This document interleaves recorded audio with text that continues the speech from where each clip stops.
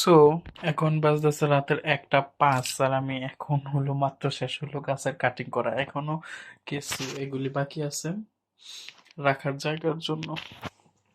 এই একটা বোতল কাটছি, আর একটা এটাতে রাখবো।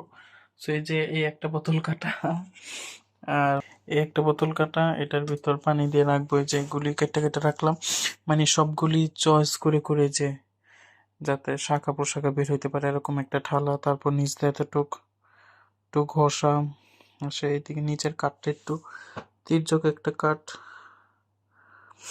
এরকম প্রত্যেকগুলোর নিচ দিয়ে ঘষে ঘষে এরকম করে করে সবগুলি কাটিং রেডি করছি।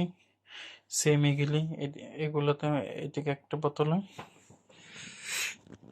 এই বোতলটাতে একটু পানি দিব, এটা তো কম ছিল ওই পর্যন্ত, এখন পড়ছি।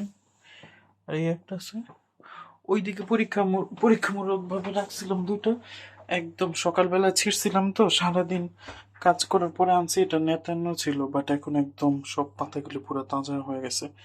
পানি পাই, এই পানিতে হচ্ছে যে একটা কালা লিলি আছে। So,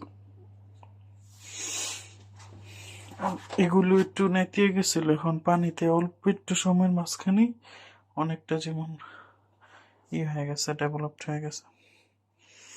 এই যে দেখো নিচে কয়েকটা থালা আছে, এগুলো বড় তো এই কারণে নিচে রাখছে, এগুলি সব ওইটাতে যাবো, কারণ বড় মোটাগুলি তো বোতলের ভিতর ঢুকানো যায় না।